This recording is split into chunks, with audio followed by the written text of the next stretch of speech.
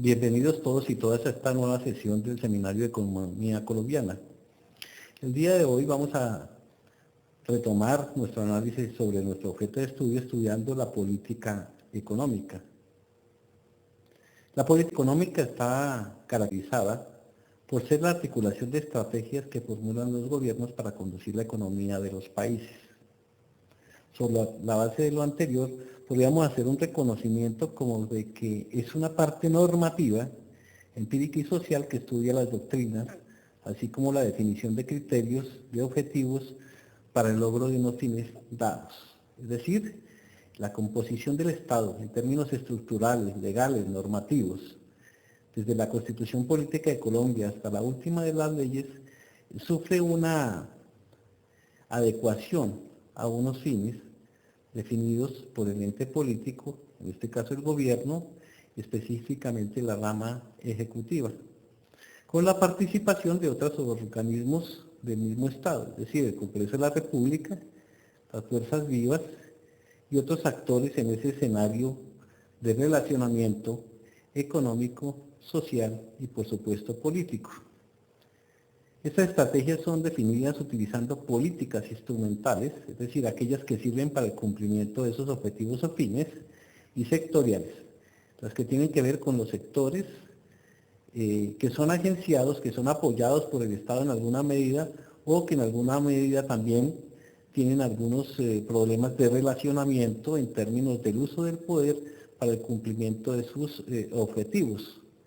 Por eso inicialmente podemos decantar de que la política económica no tiene una connotación netamente económica, sino que está compuesta por otros factores como los factores políticos, es decir, los que definen los destinos de un país. Y en esas políticas o con esas políticas instrumentales y sectoriales se busca obtener unos objetivos o resultados económicos específicos, que no siempre están de acuerdo con el estado de bienestar y que no siempre están agenciados en términos ontológicos hacia el servicio de los ciudadanos, sino que obedece también en alguna medida al ejercicio o influencia del poder o en el orden político que impere en ese momento. Por supuesto, en ese caso, el manejo del respectivo país con influencia de algunos de los actores en la toma de decisiones. Y se llama articulación porque en él se concilian inicialmente algunos intereses, pero también obedece a un diseño superestructural. Recuerden ustedes cuando hablamos de superestructura. La superestructura es la composición cultural y normativa de un país, en tanto que la infraestructura es todos aquellos bienes que posee un Estado para el cumplimiento de los objetivos de Estado como tal.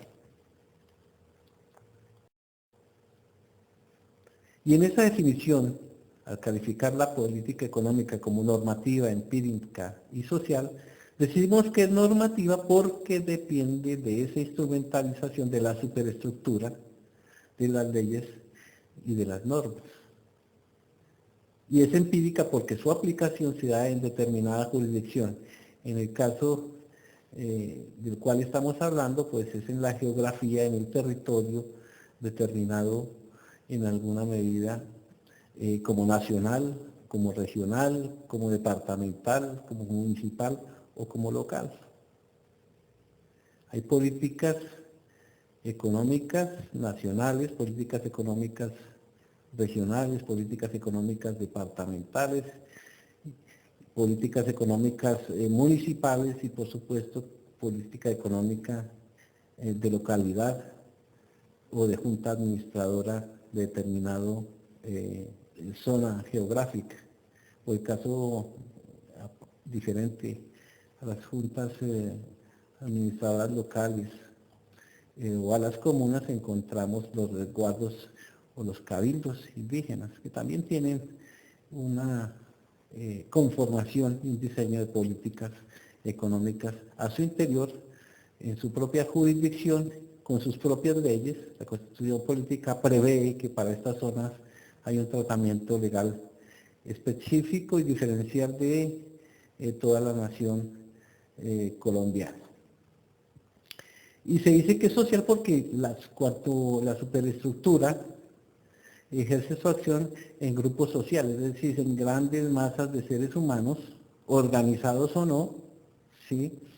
Quienes son beneficiados por esa política económica o son en alguna medida a veces subyugados por unas decisiones que no les favorecen. Entonces por eso es que decimos que es normativa, empírica y social.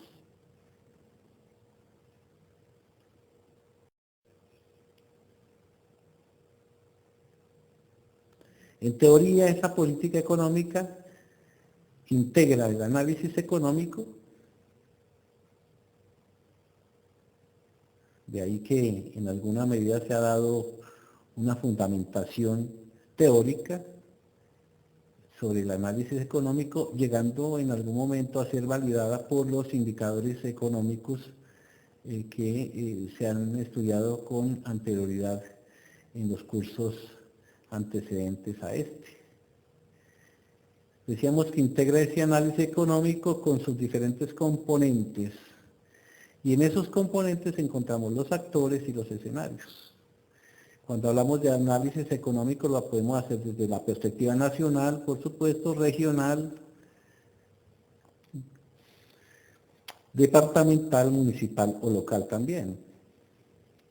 Un análisis económico desde la perspectiva de un departamento, por ejemplo, del Valle del Cauca, diría que dentro de los ingresos del Producto Interno Departamental encontramos unos de un orden muy importante, que son los que tienen que ver con los ingresos de la explotación agroindustrial e industrial. Y podríamos inferir también la estructura de costos de sus fuerzas de trabajo, o de las empresas, o de los empleados. Y en alguna medida también podría determinarse cuál es la contribución municipal al Producto Interno Bruto del gran agregado que sería el departamento. Entonces por eso decimos que hace parte o integra el análisis económico. Pero también debe integrar la prospectiva. Y es una prospectiva que busca en alguna medida definir escenarios futuros para el cumplimiento de esos fines o de esos objetivos que tenga, en este caso, el gobierno departamental, pero también debe ser escalar y ascendente con el gobierno nacional. Y se dice que esa perspectiva es adjetiva y cualitativa, es decir, busca beneficios sociales, ¿sí? Pero también busca determinarlos. Es decir, esos ingresos que van a percibir los ciudadanos, ese empleo que van a tener, esas nuevas unidades productivas que van a estar en esta zona geográfica, pues deben ser determinadas ¿para qué? Para en alguna medida apalancar el desarrollo de esos proyectos, en algún caso proyectos productivos y en otros casos proyectos de colocación de subsidios o proyectos de desarrollo sectorial, de desarrollo institucional o inclusive de desarrollo familiar y a veces humano. Y ahí es donde surgen preguntas sobre el tema. Si se trata de ontología económica, es decir, de solo el reconocimiento a un estado del arte, de la economía, o de situación que se da y de situación que se proyecta, o si también debe tenerse en cuenta el juicio de valores en la perspectiva económica.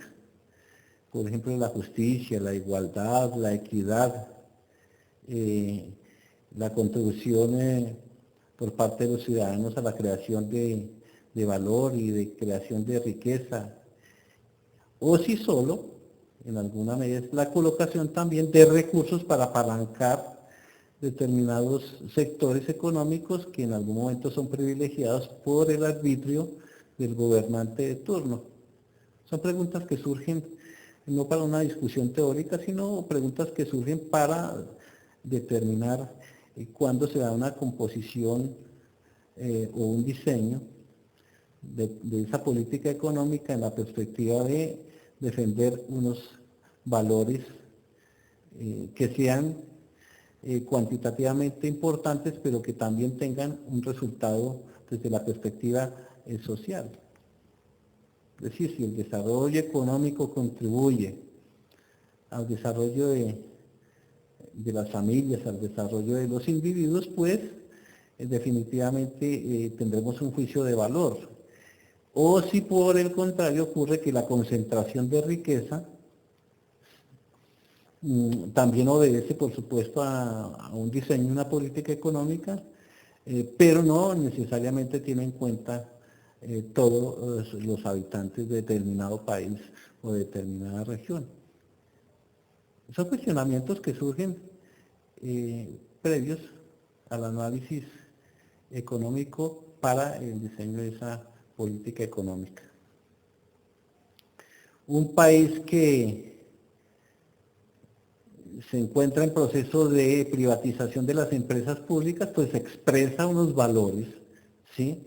Diferente a un país que privilegia la propiedad pública sobre la propiedad privada y no sale de sus bienes, sino que se encarga de administrarlos bien.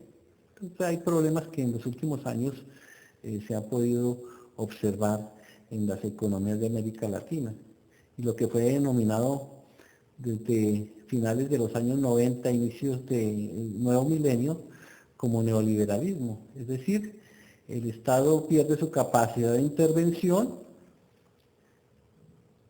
frente a los grandes fallos del mercado cuando privatiza las empresas públicas y presenta altos índices de concentración, y cuando indicadores como el coeficiente de Gini tienen los resultados que tenemos actualmente.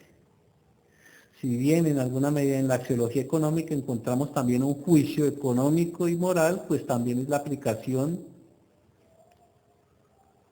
de unos valores respecto al manejo de una economía, de una región, de un país, de un departamento, de un municipio. Pero por otro lado también se encarga de ser positivista en torno a que el manejo de los recursos deben ser para reproducir el capital. Entonces, la reproducción ampliada del capital también tiene, por supuesto, defensores, en este caso con una órbita netamente positivista en términos filosóficos.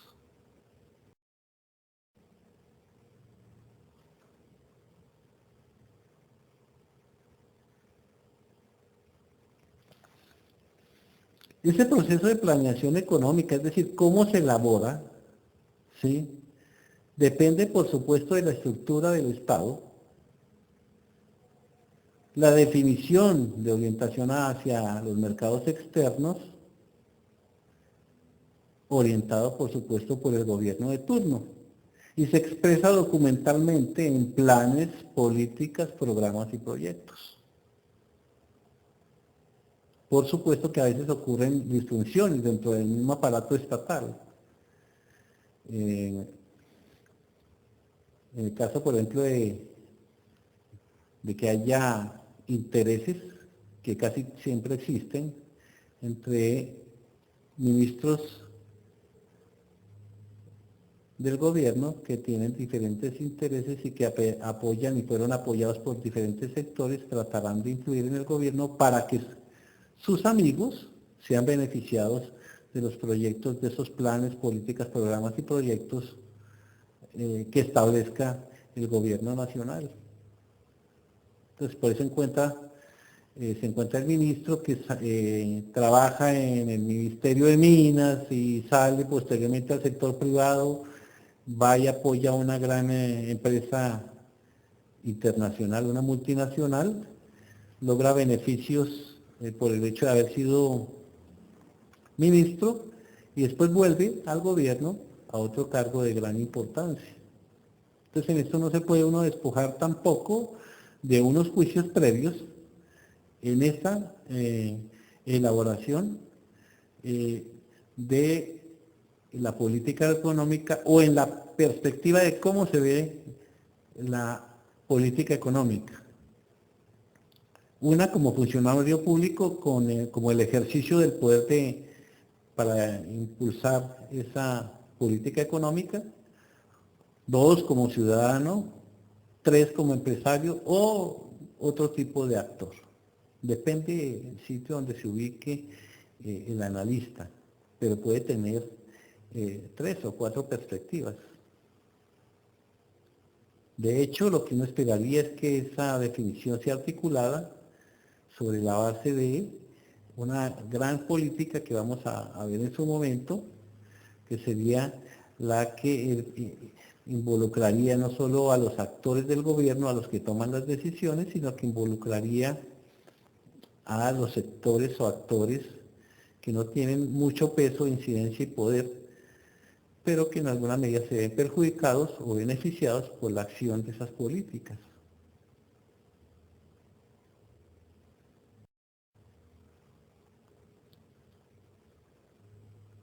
De ahí que encontremos también una relación política instrumental sectorial, con una clara clasificación, entendiendo que las políticas instrumentales son la política monetaria, aquella que se encarga del flujo de recursos de moneda, la política fiscal, la que tiene en cuenta los ingresos y gastos y costos del Estado, la política cambiaria, la que define un marco de conducta respecto a las diferentes divisas del mundo, la política comercial, la que tiene que ver con la orientación hacia las exportaciones o las importaciones, o los dos, en algún momento subsidiando a ciertos sectores, la política productiva, es decir, cuáles van a ser las relaciones desde la perspectiva de los propietarios de los medios de producción y de los propietarios de la fuerza del trabajo. Y por supuesto esa política económica tanto hacia el interior como hacia el exterior. Por supuesto otra política instrumental sería la política o es la política laboral. Y dentro de los diferentes sectores económicos, primario, que deriva el origen de la riqueza a nivel extractivo o de recursos naturales, el secundario, por supuesto, el sector de la transformación, incluida la manufactura y la industria de base y la gran industria, calificándose también otros sectores en términos de funcionamiento, por ejemplo el sector educativo, el sector del comercio exterior, si se les puede llamar sectores. Fíjense que la clasificación a veces es atípica porque cuando uno habla del sector del comercio exterior no lo encontramos definido tipológicamente en economía como sector, sino lo vemos como actor, pero a veces se le ve sinonímicamente. Y dentro de esas políticas sectoriales, por supuesto, pues encontramos los objetivos generales de la política económica, que están derivados, según la teoría y la práctica, como unos indicadores. La inflación, es decir, cómo se controla el precio de los productos dentro de determinado periodo económico. La función fundamental del Banco de la República, por supuesto, controlar la inflación. El empleo, otro indicador importante, el crecimiento de la economía, el déficit público, que casi siempre se presenta, es decir, entre los ingresos y los egresos, entonces encontraremos que casi siempre tenemos una situación deficitaria, que ese es el déficit fiscal. El déficit exterior respecto a las importaciones y exportaciones, o en algunos casos también en un superávit exterior, que podemos considerar.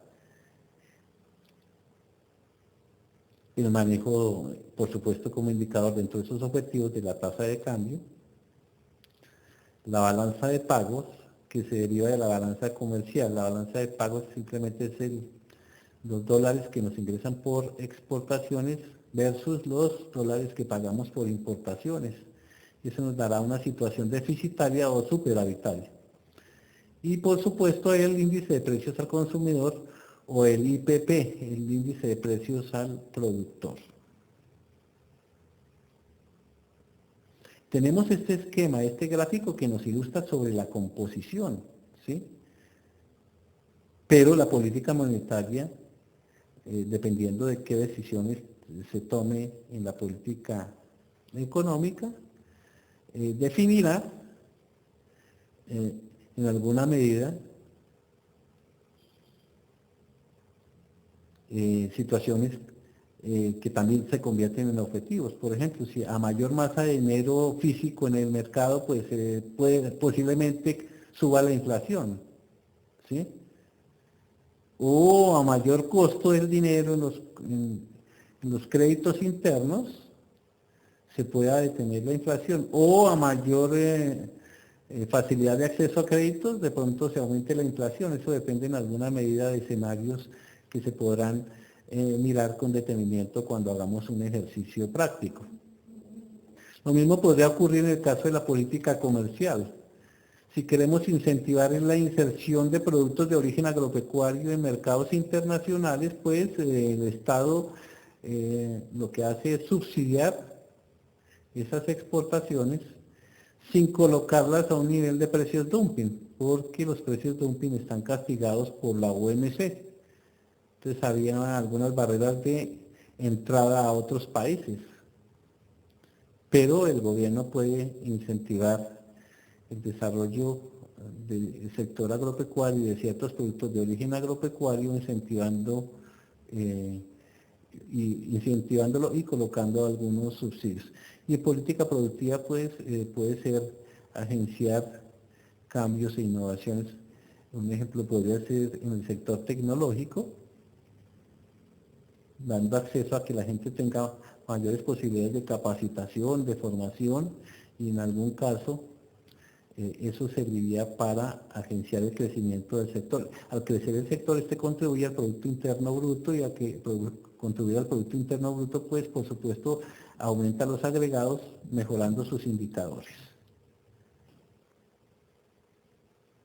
Esa relación política instrumental sectorial también depende del poder. O sea, no estamos siendo asépticos en torno a que la economía está guarecida por alguna asepsia, no. La economía también es una relación que se deriva de lo político. Sectores privilegiados en la etapa del COVID, que se presentó en ese momento tan aciago para la economía nacional en todo el mundo. Por ejemplo, subsidios que se les dieron a los bancos recién iniciado ese inconveniente. ¿Por qué? Porque es que en términos de poder político, los propietarios de la banca comercial privada colombiana contribuyen a las campañas políticas, y estas por supuesto a su vez son recíprocas cuando están ejerciendo el poder. Entonces tenemos que hacer un análisis que es in-out. In es propiamente el fenómeno económico, y out cuando nos separamos un poco, miramos los actores y miramos los escenarios. Que esto no depende tampoco o solo de la buena fe, sino que está imbuido por una serie de intereses. Y en el capitalismo el mayor interés es el capital. De ahí que el origen de los gobiernos a veces depende también de la definición de la política que se piensa implementar en ellos, que aparecen en las campañas políticas y en los documentos de inscripción de campañas, y que después se convierten en planes de gobierno. Eso que prometen en etapa preelectoral y en etapa electoral, y que después tratan de vendernos como que realmente fue el producto que realmente se vendió. Pues entre otras cosas aprovechando el marketing político, se vende a un candidato que ofrece determinados elementos dentro de sus políticas económicas, pero que finalmente pues no cumple.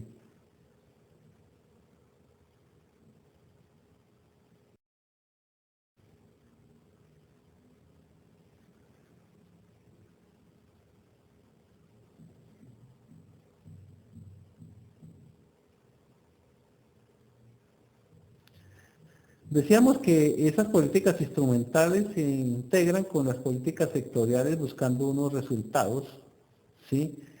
Y podemos apreciarlo acá en este gráfico. Acá encontramos en el centro es toda la política económica del país, estado o nación, compuesta por todas esas políticas de las cuales hemos hablado. Y algunos elementos para qué, para reformular y para definir el modo de actuar durante el determinado lapso de tiempo en el cual el gobierno es gobierno. Y vemos algunos instrumentos que ya más son de uso de pronto como más reconocido. Por ejemplo, si queremos privilegiar el sector industrial a nivel de política sectorial, podríamos capitalizar las empresas. Eso ocurre a veces. Fíjense ustedes que en épocas del COVID-19 algunas compañías recibieron muy buenos auxilios o subsidios por medio de capitalizaciones. El sector, uno de los sectores que no es netamente nacional, que es el que tiene que ver con las empresas de aviación, pidieron dinero inicialmente para capitalización, pero posteriormente lo pidieron como préstamo. Entonces ahí ocurre eso. Y son créditos que necesariamente o casi siempre son créditos blandos, que no cobran un interés comercial normal, sino que buscan apoyar a esa industria. Pero también se le puede apoyar ¿cómo? Cuando el Estado es un actor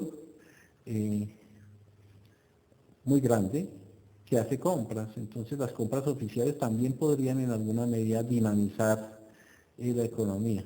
También ocurre un ejemplo con lo del COVID.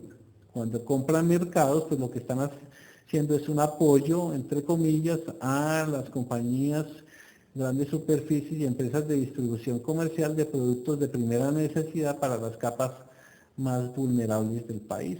Eso ocurrió, recuerden los mercados.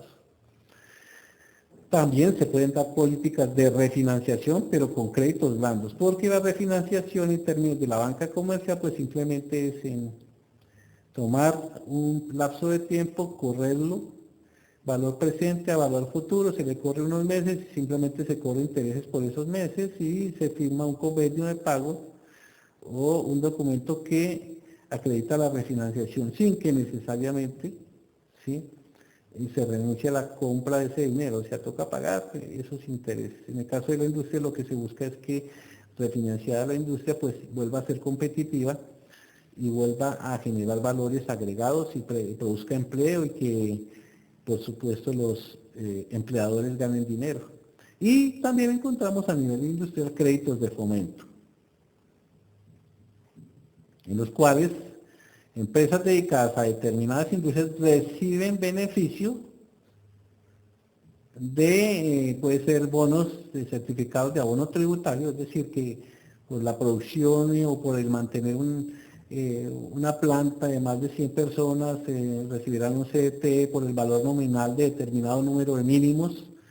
Eso permite en alguna medida crecer a las empresas y sostener los empleos. Eso es lo que tiene que ver con lo industrial. Pero también podemos pensar en lo agrario. Y en lo agrario hemos tenido experiencias recientes que en alguna medida son dolorosas para las fuentes fiscales del dinero del Estado. Recuerden ustedes los escándalos de ingreso agroseguro, donde un ministro de Agricultura tuvo que pagar algún tiempo de cárcel porque destinó esos créditos para sus amigos, ¿sí? Y por supuesto también se presentan créditos de fomento. A propósito de este ejemplo que les coloqué dentro del escándalo, que era para financiar riegos en diferentes fincas del país, porque era de tipo agrario, pues se ubicó que a veces esos dineros se utilizaron no para riegos, sino para comprar más extensiones de dinero. ¿De quiénes? Pues de esos personajes que habían apoyado una campaña electoral, que habían ganado y que definían en algún momento la política económica.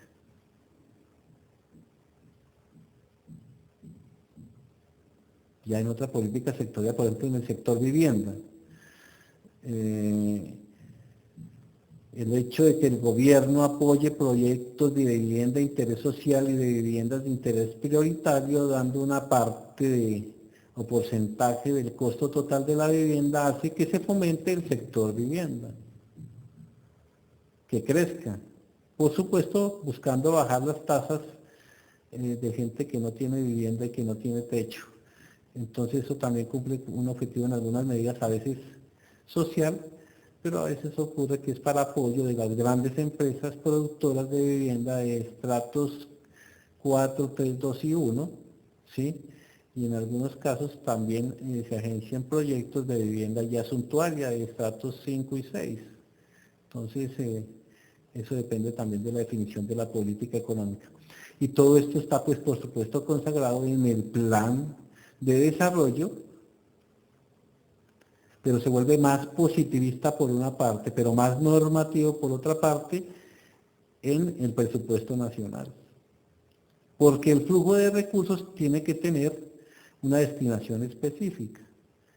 Es decir, no hay una gran bolsa de dinero para gastar en el Estado, de pronto sin nombre propio, no.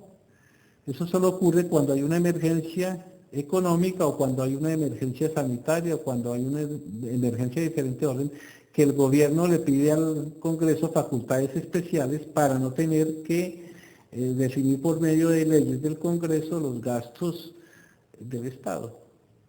Entonces el presupuesto nacional aprobado en el año 2019, para aplicarlo en el año 2020, pues no se aplicó porque hubo un incidente especial, una eventualidad que hizo que hubiese un cambio de esos rubros, tanto a nivel nacional como regional, departamental, local, municipal, etcétera, etcétera.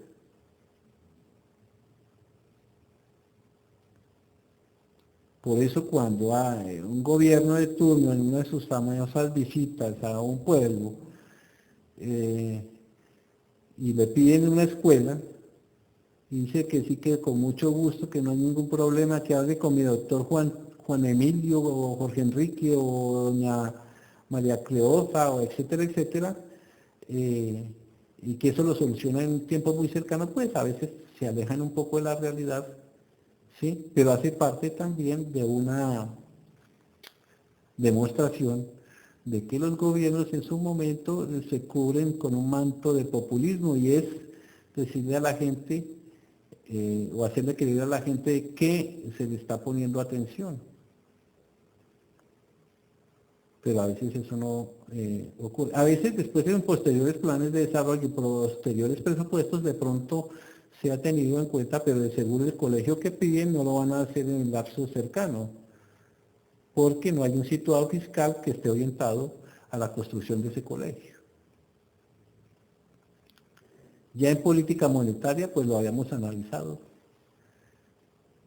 con lo de las tasas de interés, por supuesto el encaje marginal. Si aumenta el encaje marginal, la reacción inmediata del mercado es que el crédito en su costo aumenta, así no se hayan intervenido las tasas de interés.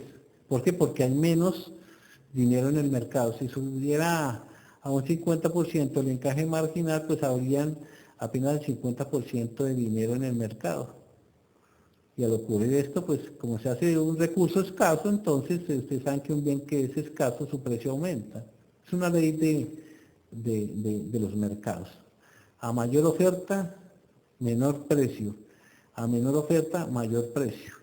Y ustedes lo pueden reconocer en alguna medida por sus otras acercamientos académicos con otras asignaturas, sobre todo cuando estudian mercados o marketing.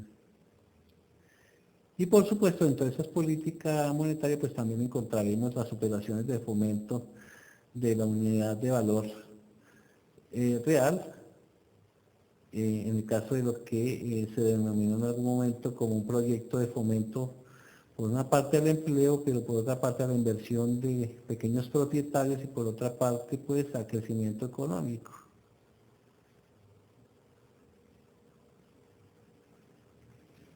Política cambiaria, por supuesto, dos elementos sustantivos que pueden ser utilizados. Por una parte la devaluación y la revaluación, que casi siempre se hace frente a una moneda extranjera. Y en la política comercial, a nivel externo, podría ser los aranceles, cuando entran las importaciones, o a nivel interno podría ser el manejo de créditos para el comercio interior, o los acuerdos comerciales cuando se hacen acuerdos multilaterales, bilaterales o en algún momento acuerdos comerciales con países geográficamente cercanos.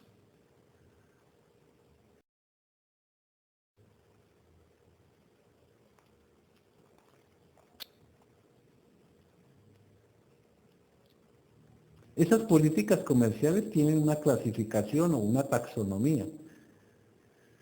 Y la caracterización está dada por unos criterios, unos tipos y en algún momento unos contenidos básicos. Aquí podemos ver, por ejemplo, por su orientación básica como criterio, hay dos: las políticas de ordenación, que son las que buscan mantener, fíjense ustedes, mantener o modificar el marco económico. Entonces puede ser defender el capitalismo, defender la competencia, defender la propiedad, son algunos de los ejemplos. O políticas que tienen que ver con el proceso.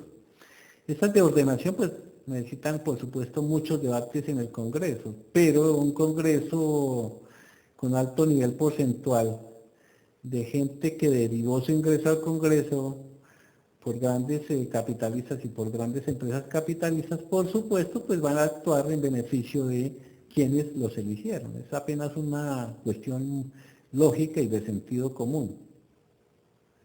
Y encontramos las políticas de proceso, las que buscan resolver problemas derivados del funcionamiento económico.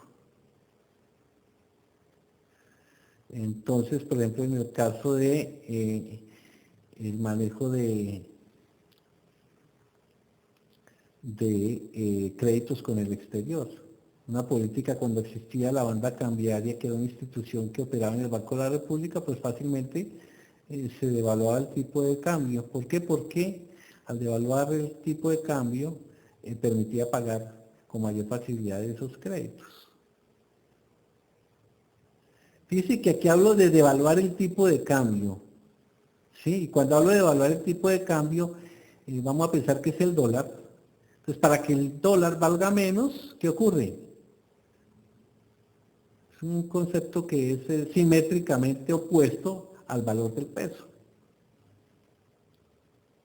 Ya dentro de esa misma clasificación encontramos el criterio de definición según los instrumentos utilizados. Las políticas cuantitativas, las políticas cualitativas y las políticas de reformas fundamentales. Recuerden acá que hay unas políticas que son estructurales y hay otras políticas que son coyunturales. Pero hay políticas coyunturales que se convierten en estructurales. Un ejemplo, el 4 por mil. ¿Sí? Inicialmente un ejemplo, hace 40 años, el impuesto al valor agregado o IVA. Decían que iba por un tiempo, pero ya se quedó, tiene más de 40 años. Inicialmente era el 3%, subió al 6%, después del 6 al 9%, después al 13%, después, hoy en día va más o menos en el 19% promedio. Y dentro de esas políticas cuantitativas, encontramos unas que se encargan de ajustar o adaptar la situación económica a los cambios producidos. Y uno podría decir que en alguna medida a veces es coyuntural, pero cuando surgen medidas estructurales, pues por supuesto que tienen un peso muy importante en términos del tiempo. ¿Sí? Fíjense que aquí hay un ejemplo, la modificación del tipo de interés básico del Banco de la República. La Junta del Banco Central, en este caso el Banco de la República, se reúne y define cuál va a ser el interés que se cobre a los bancos comerciales para que tengan acceso a créditos, y eso pues por supuesto genera grandes consecuencias en toda la economía. Si baja a medio punto, entonces ocurre que hay mayor interés eh, de los ciudadanos de adquirir créditos. Y si se adquieren más créditos, por supuesto que adquieren mayores número de productos, y si adquieren mayor número de productos, pues esa demanda agregada hace que haya ya mayores ingresos para las empresas por supuesto compran mejores materias primas y esto se genera todo en lo que hemos analizado en algún momento en el flujo circular del dinero o el flujo circular de la renta, donde los actores fundamentales y los agentes de la economía, empresas, familias, ciudadanos, ¿sí? Compran cada uno lo que necesita. Las empresas compran trabajo y compran materia prima, compran insumos, ¿sí? Y por supuesto los hogares compran todo lo que tiene que ver con su modo de vivienda. Y por supuesto si tienen más dinero, pues compran productos que en alguna medida satisfacen necesidades que van más allá de las necesidades fisiológicas. Entonces todo esto tiene una consecuencia, esa elaboración de esa política económica tiene grandes consecuencias en todos los hogares, pero a veces el desconocimiento de los hogares no se tiene tan clara esa influencia. Y dentro de esas políticas cualitativas, en contenido básico, pues buscan introducir cambios estructurales sin afectar el marco económico. Entonces, por ejemplo, la reforma tributaria presentada en el año 2018 y 2019, ¿sí? No cambian el marco económico, no cambian la esencia del sistema, pero son cambios estructurales que hasta que se derive un nuevo cambio o una nueva reforma tributaria se convierten en estructurales. Este es uno de los grandes problemas a propósito de la crisis fiscal que casi siempre se presenta año a año y la acumulación, por supuesto, deficitaria. Son reformas que no son integrales, que no son funcionales, pero que sí afectan el bolsillo de colombianos, haciendo que este tipo de reformas hacen que una persona que gana, por colocar un ejemplo, 30 millones de pesos, tribute casi lo mismo que tributa un gran magnate que tiene muchas empresas, porque es un esquema que no es un esquema progresivo, es un esquema netamente regresivo. ¿Buscando qué? Que no haya ascenso social y que no haya movilización social o movilidad social. Acá para que una persona pase de ser estrato 1 a estrato 2, se demora, esa familia podría demorar 11 generaciones, ¿sí? Claro que hay casos diferenciados, pero estoy hablando a nivel general, ¿sí? Por ejemplo, alguien que se gana una lotería, pues es una cosa azarosa. O también hay casos en los cuales la preparación de las personas a nivel académico los hacen de un estrato 2 o 3 vayan a un estrato de pronto 4 y en algunos casos a un estrato 5. Y muy raro se presentan que llegan a un estrato 6. Luis Carlos Sarmiento Angulo es un ejemplo, ¿sí? Egresado de la Universidad Nacional, de la Facultad de Ingeniería, con muy bajos ingresos durante su etapa escolar, por supuesto, pero hoy, pues ustedes saben que es uno de los 3 dueños del país, tanto en la órbita económica como en la órbita política y, por supuesto, un ejemplo de que sí se dan esas excepciones, pero que, por supuesto, porcentualmente son pero muy bajas las probabilidades de que esto ocurra con una gran masa de colombianos. Y encontramos las políticas de reformas fundamentales, aquellas que buscan cambiar total o parcialmente los fundamentos de un sistema económico. Es muy complejo porque la distribución del poder, y ustedes lo saben por todos los teóricos que han estudiado, está tan compartimentada que estamos muy lejos de llegar a un cambio total. Inclusive, un cambio medianamente parcial de los fundamentos del sistema económico. Es decir, el funcionamiento está tan compartimentado que difícilmente haya cambios radicales. Cuando hablo de una revolución, hablo de un cambio radical. Y precisamente eso lo podemos observar cuando analizamos los programas de los candidatos presidenciales que se presentaron en la última contienda electoral. Entonces reúnanse, miren los documentos uno a uno y verán que ninguno propone un gran cambio total o parcial del funcionamiento del sistema económico. ¿Sí? Cambio parcial, por ejemplo, sería la nacionalización del sector financiero. Sí, se puede presentar. Si el sector financiero no está produciendo utilidades, se socializan las pérdidas, es decir, se reparten las pérdidas para todos los ciudadanos y todo el mundo tiene que contribuir a levantar ese sector. Ya ha ocurrido. O cuando se roban un sector, o la quiebra de un gran banco que surte mucho dinero y muchos fondos para todo el país, entonces el gobierno llega y lo compra adicionalmente, socializa las pérdidas, lo vuelve competitivo y cuando está ganando mucho, pero mucho dinero, entonces vuelve y lo vende.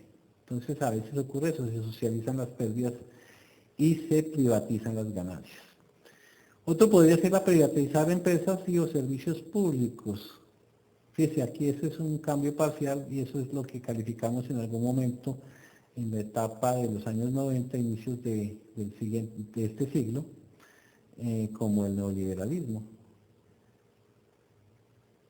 Teniendo empresas competitivas, muy buenas entre otras cosas, fueron privatizadas y no se generaron ingresos para el Estado, para el gobierno o para el país de ellas. Un ejemplo de ello es el caso de Ecopetrol. ¿Sí? En algunos casos las empresas de servicios públicos, por ejemplo, la empresa de energía eléctrica de Bogotá, lo han tratado de hacer con la empresa de teléfonos de Bogotá, lo han logrado parcialmente. Entonces, esos son cambios parciales que se presentan, pero cambios totales, por supuesto, que no se encuentran. Y encontramos de acuerdo también, según el criterio, con el nivel de actuación, que ustedes esto sí lo han estudiado últimamente, las políticas macroeconómicas y las políticas microeconómicas, dependiendo del nivel de actuación, que buscan que pues, las macroeconómicas influenciar sobre determinados agregados macroeconómicos para conseguir ciertos objetivos. En este caso, el ejemplo del gasto público pues hace que toda la maquinaria y todo el sector de la producción genere grandes valores agregados, ¿sí? Y por supuesto incrementen el Producto Interno Bruto. Al hacer esto, pues habíamos dicho que pues, si las empresas pagan impuestos, al pagar impuestos, pues crece el situado fiscal, entonces habrá menos déficit fiscal, pensado desde esa perspectiva. Pero tocaría también saber sobre qué se incrementó el gasto público, porque si es para vivienda de interés social, pues qué bueno, pero si es para construir puentes donde no hay escuelas, o velódromos donde no hay ciclistas, es como un poco complejo. Esas son las no netamente disfunciones, sino uso inadecuado de los recursos, por supuesto, donde ronda gente que se dedica a estar pendiente de qué ocurre con los recursos del Estado para hacer los suyos. Y encontramos las políticas microeconómicas, que buscan influir o alterar las decisiones individuales para modificar la asignación de recursos.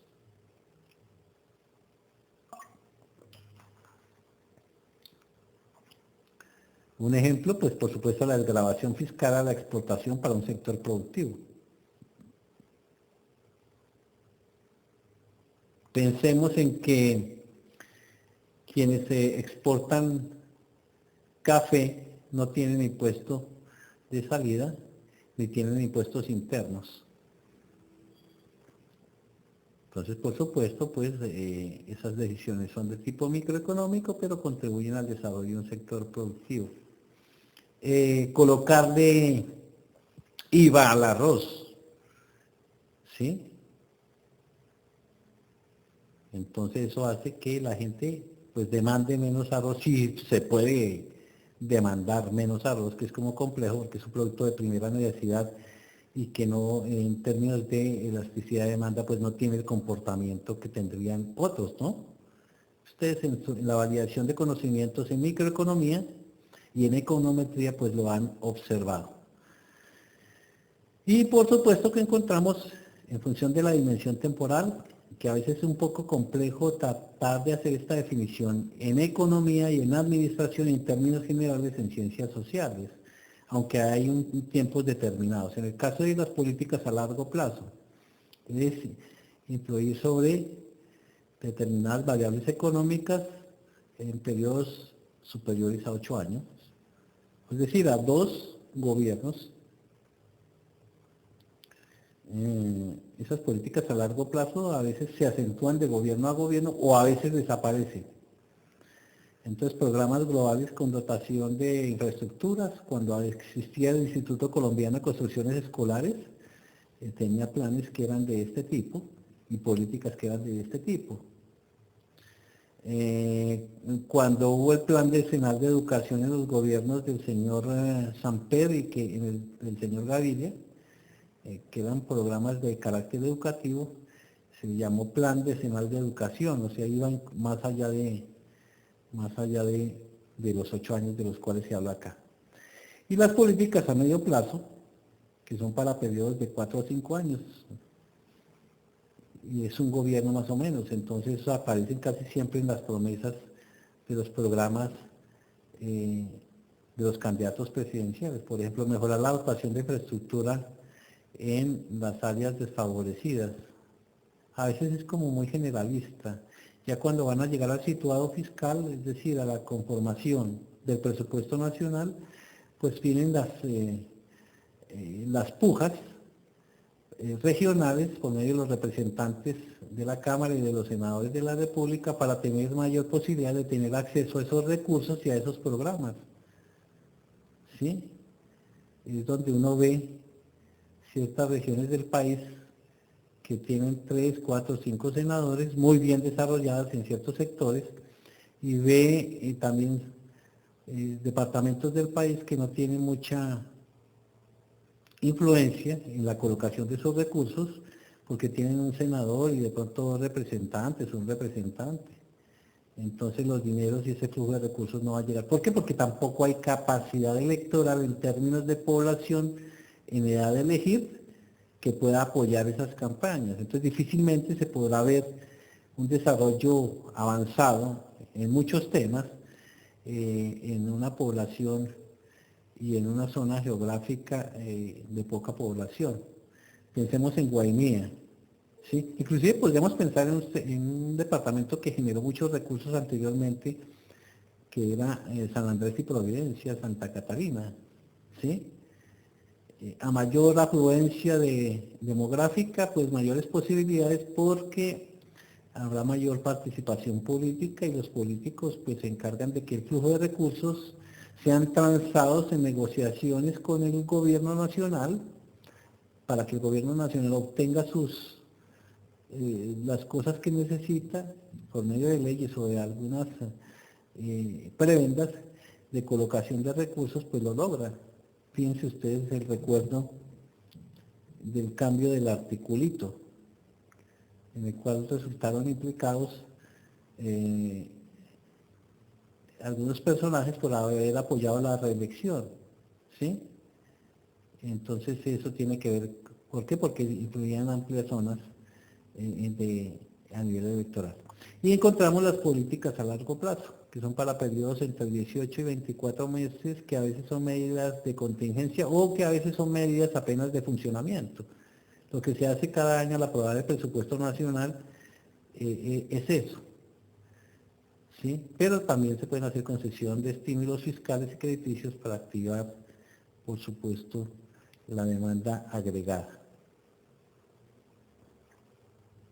Fíjense, aquí vemos esa clasificación, esa tipología con algunos elementos de contenido básico. Por supuesto, este cuadro está en constante construcción, ¿sí?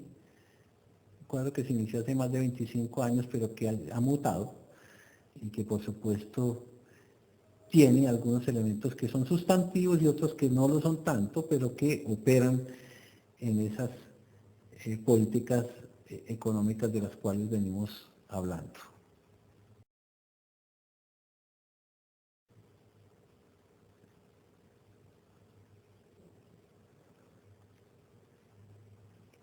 A propósito de las negociaciones de los países con la banca multilateral o con las organizaciones multilaterales, surgen algunos indicadores que son muy generales para todos ellos y en los que se suponía deberían ser estados de bienestar, pues estos son los más utilizados, que hacen parte, por supuesto, de esos objetivos de la política económica.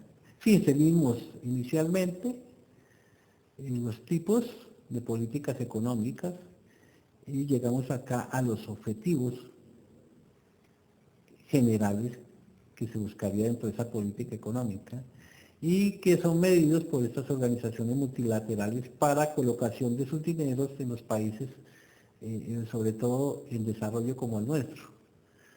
Nuestro país es un país capitalista de desarrollo tardío, aun cuando entró o hace parte de la Organización de Cooperación para el Desarrollo, donde están los países más ricos del mundo, es el club de los ricos, pero en caso de que, de que este país necesite un crédito, pues tiene que tener una calificación AAA por una agencia calificadora o certificadora, casi siempre de origen estadounidense, y miden la metodología como se logran estos objetivos por una parte y el indicador del mismo. Es un país que está en crecimiento económico, pues puede garantizar que va a pagar sus deudas en un corto o mediano plazo, en tanto que un país que está en proceso de inflación, de deflación o de estanflación o de desgradualización de la economía, pues fácilmente no tiene acceso a un crédito. Dentro de esos objetivos de la política económica está el de crecimiento económico. ¿Qué busca el de crecimiento económico? Lograr tasas satisfactorias que aumenten, que consoliden el crecimiento, por supuesto, de ese sector productivo que representan. Y se mide por medio de la tasa media anual de crecimiento del PIB, y cuando hablo de medio es el promedio de esos agregados o de la tasa de crecimiento del PIB per cápita, lo que no quiere decir que todo el mundo haya producido esa suma de dinero que aparece como crecimiento PIB per cápita. Lo mismo que la riqueza de un país per cápita no quiere decir que todo el mundo tenga ese dinero, sino que al hacer una sumatoria de individuos por su riqueza, por sus ingresos, pues daría ese número. A veces se podría hacer un análisis estadístico que no fuese tan generalista y tan determinístico, pero que fuese más justo. Entonces, cuando hay una clasificación estadística y hay diferentes metodologías para hacerlo, ¿no? Encontramos también el indicador del empleo.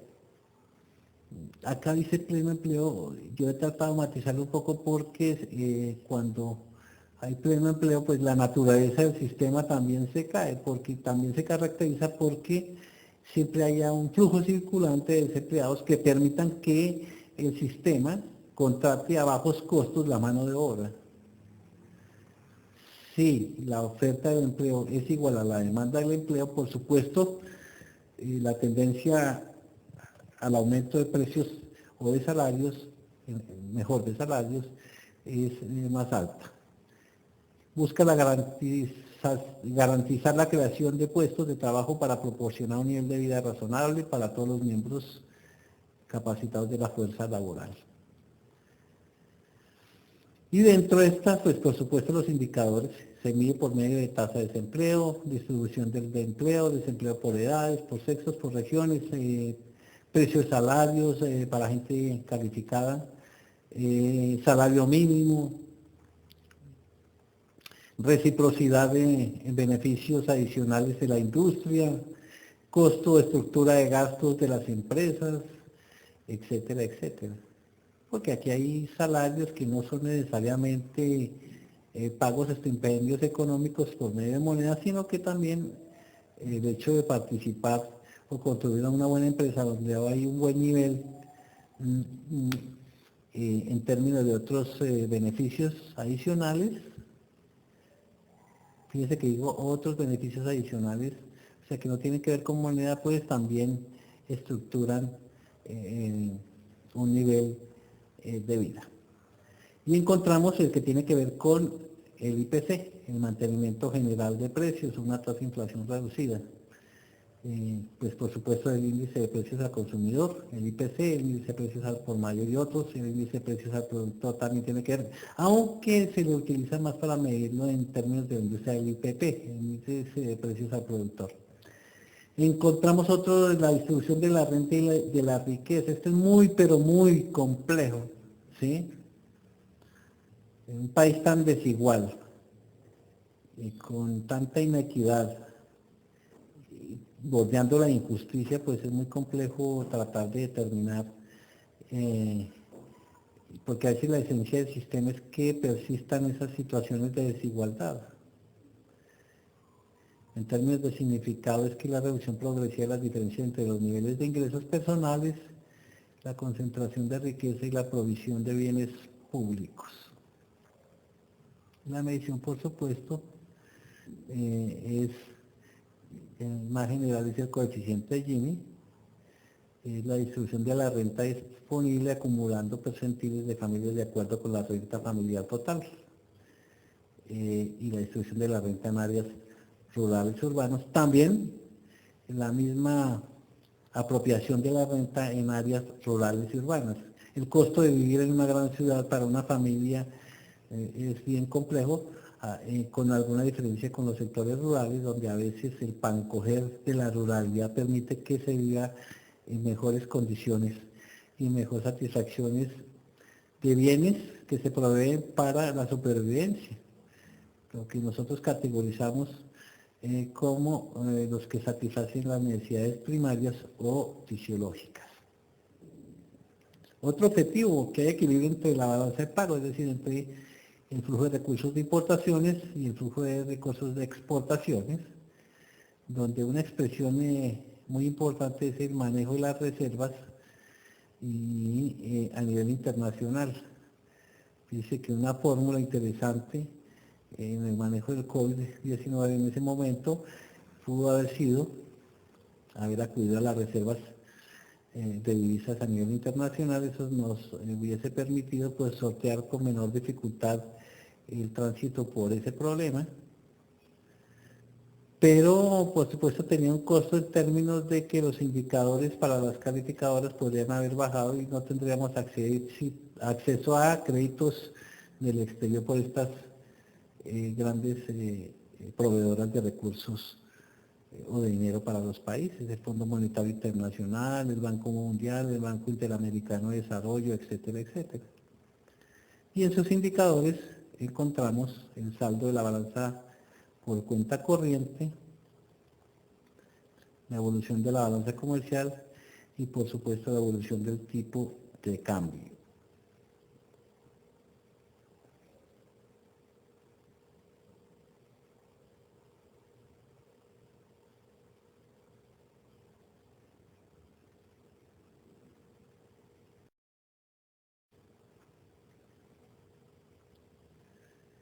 Tenemos acá un esquema general de la participación de los actores básicos en el proceso de esa elaboración de la política. Fíjense ustedes el flujo, ¿sí? O el origen que se presenta para finalmente terminar ese proceso de elaboración de la política económica. Inicialmente pues hay algunas ideas y una revelación de preferencias, hay una designación y un control político por medio de la Cámara de Representantes, el Congreso en general y el Senado de la República.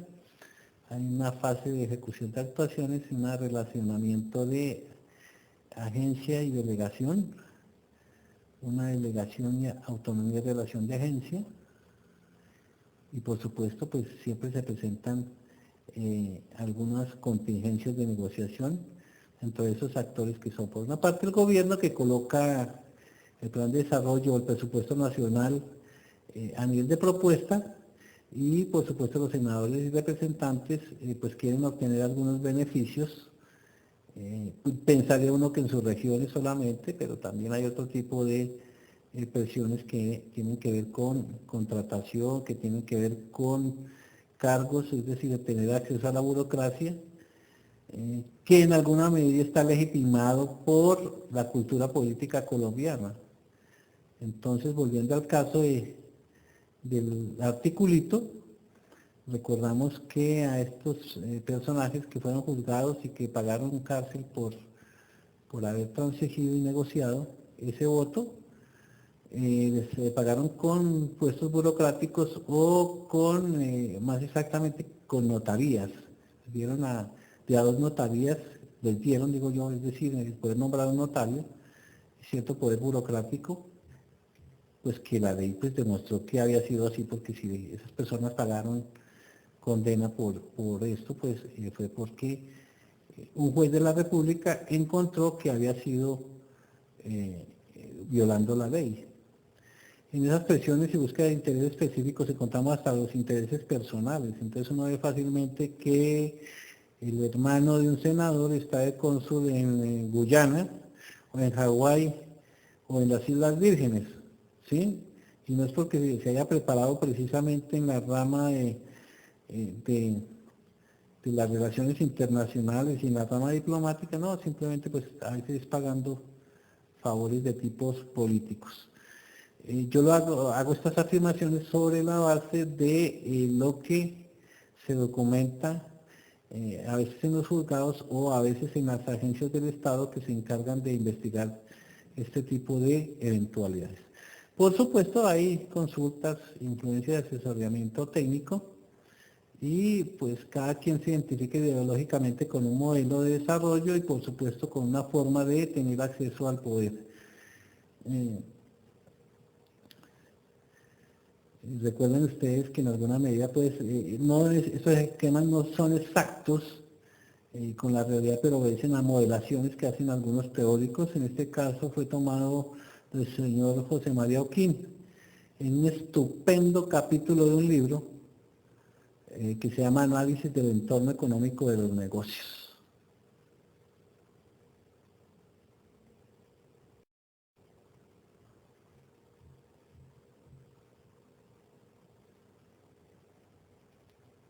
Y encontramos aquí el cómo se dan esas fases desde la perspectiva más ordenada y documentada, parecida por supuesto en contenido al gráfico anterior, pero que aquí también obedece también a una clásica ordenación de fases, contenido y actores. Por supuesto no en todos los elementos de la elaboración de la política económica actúan todos los actores que aparecen acá, pero sí vale la pena pensar que a veces sí intervienen todos ellos. eh, por supuesto que todas esas leyes o toda esa creación de superestructura de normas obedece también a intereses de esos actores, ¿sí? Empezamos con las fases. Inicialmente el reconocimiento de que hay problemas, entonces se obtiene una información, un técnico, la misma población, y por supuesto puede ser identificado ese problema por la misma administración pública, la burocracia que hace parte del Estado, sea entidades centralizadas o descentralizadas, sea el sector público en la perspectiva del Ejecutivo, o sea, de la rama ejecutiva, de la parte legislativa o de la parte judicial. El gobierno, como actor, los partidos políticos, los medios de comunicación, los grupos de interés y las organizaciones internacionales. Por supuesto, si el actor o los actores que siempre pertenecen a la administración pública pues encuentran algunos malos funcionamientos dentro de esos informes, en algún caso el Departamento de Función Pública o de pronto algunos ministerios con sus empleados de planta, o de pronto entidades de servicio a la comunidad, pues se identifican algunos problemas, pues ahí pueden surgir esas iniciativas al observar los problemas para la búsqueda de soluciones. El gobierno, cuyo interés se supone que es gobernar al Estado y darle una oportunidad de desarrollo, los partidos políticos que quieren incidir, por supuesto, en la formación de las leyes, los medios de comunicación que tienen una parte no solo de observación, sino que a veces se convierten en medios de denuncia, ¿sí? O de reconocimiento de esos problemas, los grupos de interés, pensando en una ley que afecte a la gran empresa del sector de las bebidas gaseosas con el manejo de, de los azúcares o los edulcorantes, la obesidad, la política pública que tiene que ver con salud pública, etcétera, etcétera, pues hay un interés. Entonces, estas grandes empresas tratarán de que no haya un artículo que busque reducir el consumo del azúcar o de esas bebidas, ¿sí? Y habrán otros grupos de interés que buscarán que la gente no tenga acceso a ese tipo de bebidas. Entonces es muy importante ver esos actores, dependiendo de su peso político, por supuesto, pues habrá un reconocimiento del problema o no, y por supuesto en el caso de organizaciones internacionales. Fíjense que con esto el acuerdo logrado con las Fuerzas Armadas Revolucionarias de Colombia, FARC, las organizaciones internacionales intervinieron en muchas de las propuestas de definición de políticas económicas en las regiones donde había conflicto y se convirtieron también en veedores del uso de los recursos, entre otras cosas porque también aportaron recursos por medio de algunos países que aportaron para que hubiera esa desmovilización y terminara supuestamente esa guerra interna. Ya en la segunda fase pues se analiza el problema, es decir, se hacen previsiones económicas y se interpretan los datos y se ven algunas desviaciones sobre los objetivos y causas. Ya empieza a reducirse el grupo de actores en alguna medida porque esto es más técnico. El gobierno, la administración pública, los asesores externos, es ahí donde ustedes tienen un campo de acción en términos de asesoría y de consultoría y en algún momento también de contratación pública, ¿sí? Ya viene después el diseño de medidas, que es el planteamiento de medidas y de posibles alternativas. Intervienen, por supuesto, los grupos de interés, el gobierno, la administración pública, los partidos políticos y las organizaciones. A veces, no todos en su momento, pero sí a veces. Ya en cuarta instancia pues se realizan las consultas, se hacen las deliberaciones políticas y técnicas. A veces se convoca especialmente a los grupos de interés y se les pregunta a sus principales exponentes, intervienen expertos, los grupos de interés y las organizaciones internacionales.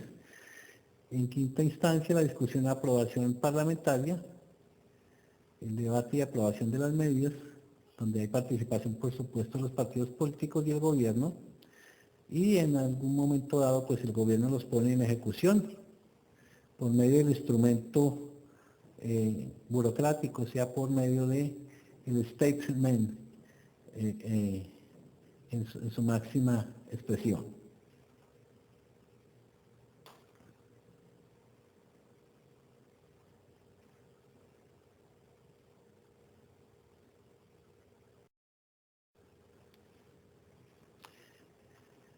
Encontramos aquí un esquema de funcionamiento del sistema financiero y de cómo se da la política monetaria. Ustedes pueden ver el flujo de, por una parte, de recursos, pero también el manejo que dan los actores, ¿sí? Es muy enunciativo y en alguna medida pues podemos apreciarlo con detenimiento.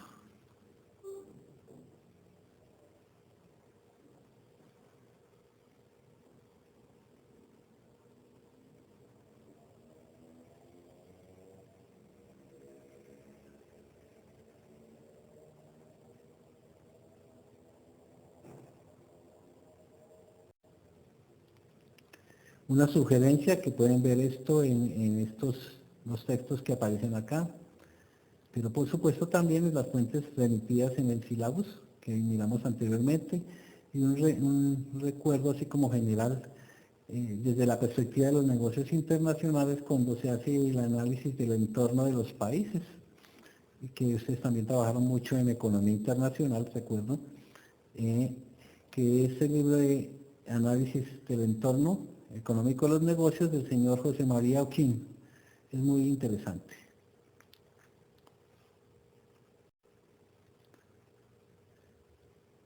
Llegamos así al fin de nuestra sesión el día de hoy. Muchas gracias por su atención y hasta un nuevo tema.